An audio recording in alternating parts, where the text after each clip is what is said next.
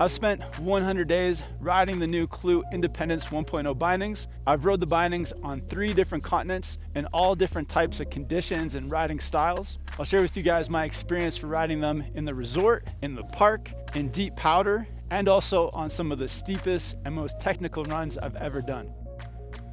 In September, I went down to Chile and had an amazing experience riding around the resort in Valle Nevado. A standout about Valle Nevado is the flow of the resort. The groomed runs have lots of fun, just natural rolls, side hits, gullies. For riding the resort, I'm looking for my gear to be responsive and energetic. Responsive so that as you're going through a carve on the groomed run, you can quickly change from one edge to the other. And energetic so that your body's movements quickly transfer to your snowboard. So if you do spot a side hit, you can quickly get over there and transfer your body's movements so that you can get up into the air and have the responsiveness to land it and ride it out. Having that responsive and energetic feel out of the binding just allows you to ride more of the resort and have more fun doing it because it just opens up more areas. For this gully section of the resort, you had to have quick turns to go from one edge to the next, making quick turns so that you can ride with the flow of the gully. Riding the resort at Valle Nevado was a special experience, and definitely having the right gear made it that much more fun. At Valle Nevado, they also had an incredible terrain park and a button lift that would quickly get you back up to the top of the park so that you could get lots of laps and work on tons of tricks in a day. What I'm looking for in my gear for the terrain park is that it's going to be light and also flexible enough to allow me to get into those snowboard trick positions. Lightness for jumps so that as you're popping to get your board up into the air, the weight of your board and bindings is light enough that it's easily coming up, allowing you to get those spins or to go for a grab. Also light enough so that when you're going for maneuvers like board slides and getting your board sideways, it's very easy and effortless to get your board into those positions. I also want a binding that has some flex to it so that as I'm going for the maneuvers in the park, it's allowing me to get my board into that position. So the combination of the Clew bindings being light and also flexible enough for the park tricks just made it so much fun down in Valle Nevado getting those quick park laps.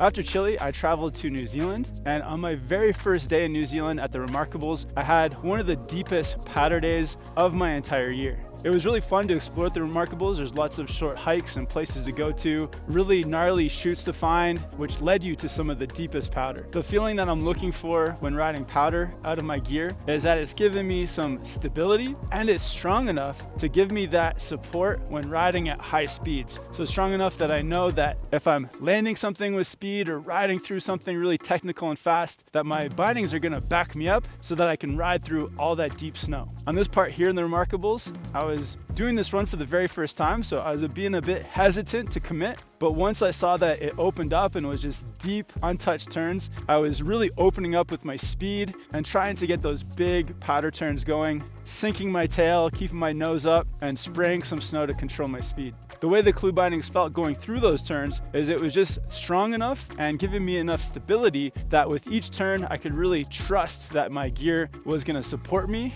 and help me through each of those turns. That day at the Remarkables, I must have done 5 hikes to find the powder, and each time I was just blown away at how good it was, how deep the snow was, and having the right gear really helped me to have the best powder day of the season.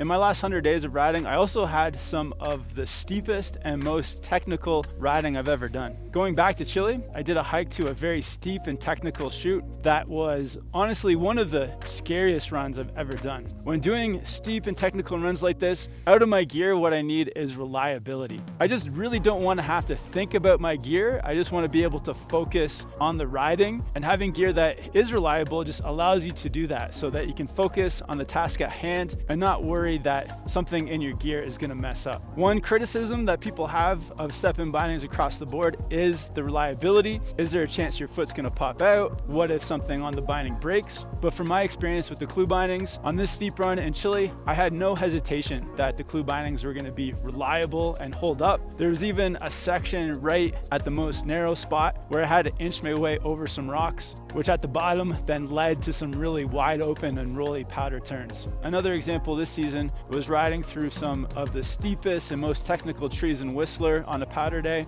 In these conditions as well, you want to have your gear holding up and being reliable, enabling you to get to where you want to go and ride at your fullest potential.